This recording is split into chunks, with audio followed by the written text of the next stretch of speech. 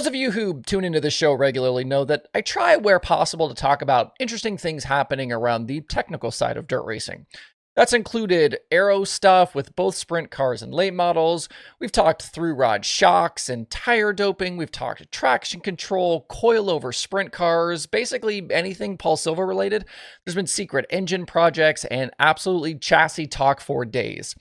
And some stuff I've been alerted to by friends in the pit area, some things I've noticed myself and reached out to ask about, but over the weekend, it was a few of you who were on your toes. I had several messages from people tuned into Weekend Dirt late model action who noticed something curious on a car for one of the sport's best at the moment. It certainly made my nerdy race car heart happy that you guys were keeping your eyes peeled for things like this. On Sunday at Port Royal Speedway, the Kohler Motorsports 20RT of none other than Ricky Thornton Jr. was sporting an onboard camera for Flow Racing's coverage. The onboard was used at various points through the night, including very early on in hot laps.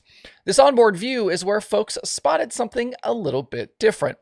If you look at the base of the cage tubing where it meets the bodywork, you'll see these little flange pieces. The idea, I believe, behind these is to help seal off the openings there for aerodynamic purposes. Normally, the guys, they kind of cut those holes out for the chassis tubing to go through, and then they don't do anything with them, but these flange pieces obviously cover that up. And these pieces were not on the 20RT before Friday at Georgetown, and I can't find another example of a car running them, including the other top Longhorn cars like that of Bobby Pierce or Jonathan Davenport. Asking around a bit, these are apparently 3D printed.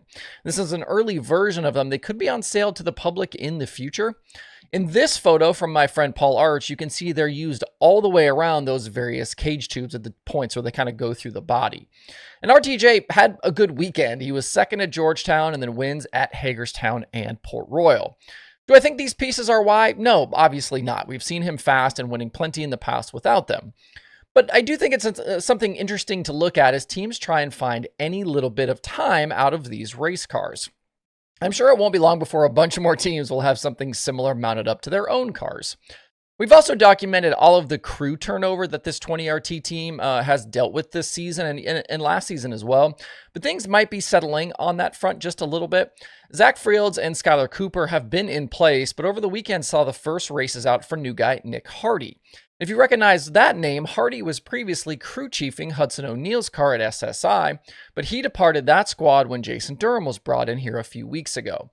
In a Dirt on Dirt story from yesterday, Kyle McFadden had all the details on the recent change, and there was a line in there about Thornton making, quote, 95% of the setup decisions.